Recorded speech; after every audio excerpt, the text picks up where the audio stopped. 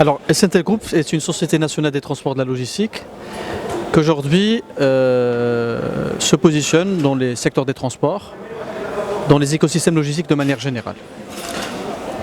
Récemment, nous avons signé un pacte qualitaire avec la Fondation Mohamed VI pour la protection de l'environnement qui consiste à faire notre bilan carbone et à partir d'une analyse assez fine de notre émission de gaz à effet de serre, que ce soit pour le transport, nos camions propres, que ce soit aussi pour les sous-traitants, que ce soit aussi les déplacements des collaborateurs, des visiteurs, des clients vis-à-vis de l'entreprise.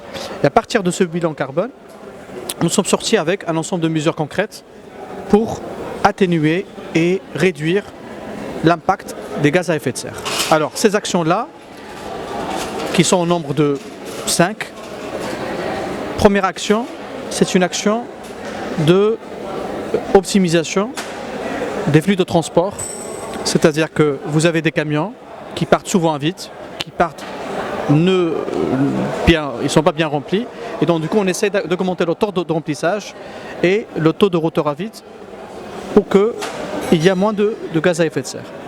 Donc il y a une action concrète d'optimisation économique et on a vu les résultats. On voit exactement que le fait qu'on arrive à optimiser le kilométrage à vide, ça vous permet à la fois de faire des économies, mais aussi ça vous permet de réduire vos émissions de gaz à effet de serre. Deuxième action concrète, nos différents entrepôts, notamment l'entrepôt qui est la plateforme logistique Znetsa qui est basée à Mohamed Zia, nous allons l'équiper avec des cellules photovoltaïques pour optimiser notre facture énergétique. Troisième action qui est concrète aussi, c'est à travers le centre d'excellence et d'innovation Tsamaï Supply Chain, qui est un centre de développement de solutions technologiques, nous avons inventé un ordinateur embarqué pour le mettre dans les camions de telle façon à suivre les consommations de CO2, les consommations de gasoil, le kilométrage parcouru, la maintenance, et donc du coup c'est une solution all-in-one qui est orientée Green Tech, qui permet en fait de donner du renforcement des capacités pour optimiser davantage ces émissions-là. Et finalement, à travers un partenariat stratégique, nous avons pu offrir à nos clients des solutions de recyclage et de gestion de déchets locaux. Je précise bien, ce sont des déchets locaux qui, à travers les différents garagistes qu'on gère, à travers les différentes entreprises partenaires, qu'on fait de la collecte des batteries, la collecte des huiles usagées, la collecte des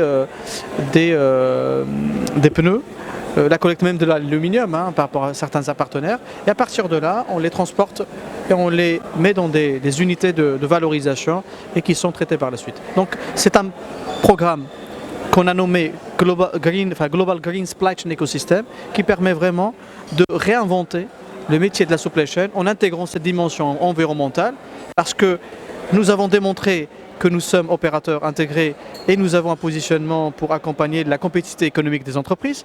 Nous avons démontré qu'à travers une vraie politique RSE, que le capital humain est le cœur de notre démarche et stratégie, avec l'évolution de carrière, avec du plan de développement du personnel, avec des plans de formation. Et aujourd'hui, on s'attaque à l'environnement pour qu'il y ait une vraie logique de développement durable.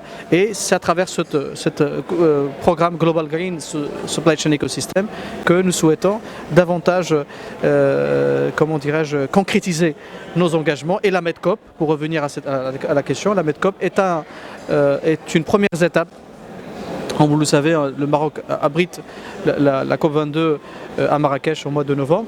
La MEDCOP est un teaser pour mobiliser la société civile, mobiliser les politiques, mobiliser l'entreprise, mobiliser la sphère économique à partager, sortir avec des recommandations, faire des coalitions aussi pour venir avec des sujets pour débattre de l'agenda environnemental. Donc la MEDCOP pour nous, c'était un passage obligé.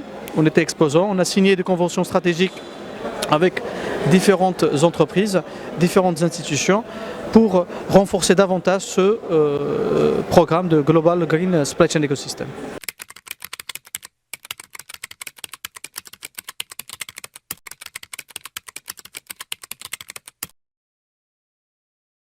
Tabet Hal, je te remercie beaucoup pour cette question-là. C'est que, à travers nos centres d'excellence et d'innovation, nous avons un simulateur de conduite. Et ce simulateur de conduite a permis aujourd'hui de former plus de 650 conducteurs. Que ce soit des conducteurs en propre ou là des conducteurs des sous-traitants diaona. Que ce soit la conduite de l'accidentologie, pour réduire les accidents, la conduite aussi économique, parce que nous avons des petits indices qui permettent, en fonction de la façon comment le conducteur gère son véhicule, il y a une répercussion directe sur les économies de CO2, et donc du coup, la formation est très importante pour les opérationnels à travers les simulateurs de conduite. Aussi, l'ensemble des collaborateurs, parce que dans le pacte qualitaire, un des axes importants dans l'engagement de notre entreprise, c'est sensibiliser l'ensemble du personnel. C'est-à-dire que l'ensemble des collaborateurs, ils ont eu leur dose pour comprendre ce que c'est les petites gestes environnementales, pour comprendre notre programme, pour qu'ils puissent aussi faire du covoiturage.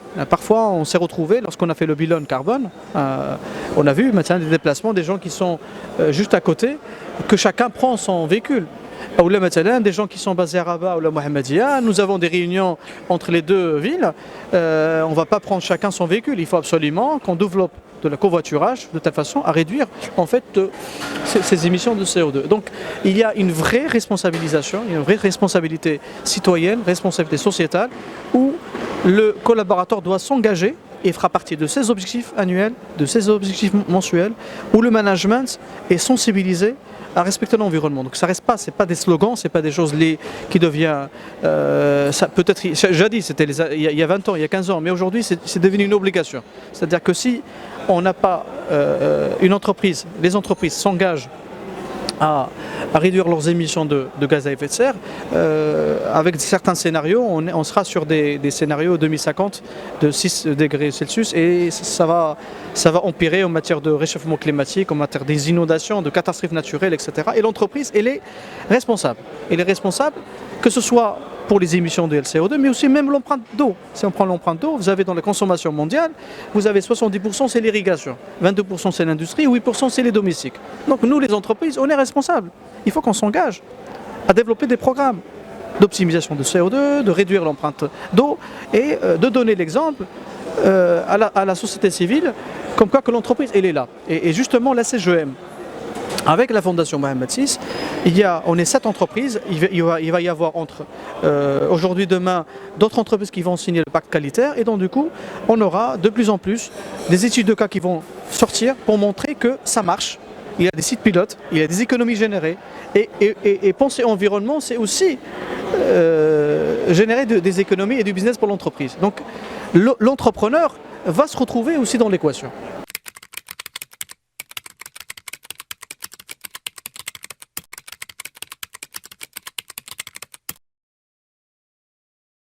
التزام هادشي اللي كاين وعليو على يدنا باش نخدموا البلاد هادشي اللي كاين